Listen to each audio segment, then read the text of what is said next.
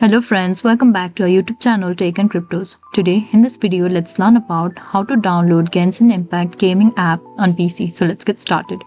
At first, make sure you have already downloaded this app called Epic Games Launcher, and this is useful to download other various games as well. So let's get into it. Now in the search bar, search for Genshin Impact. So here it is. Now click on Get.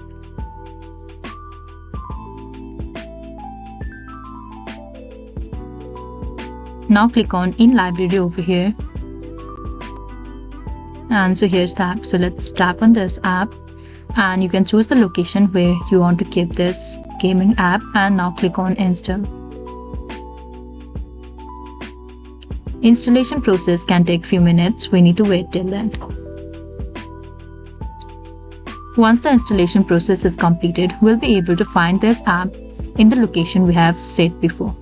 So this is all we need to do to download Genshin Impact app on PC. I hope you liked the video. Please do like and subscribe. Thanks for watching.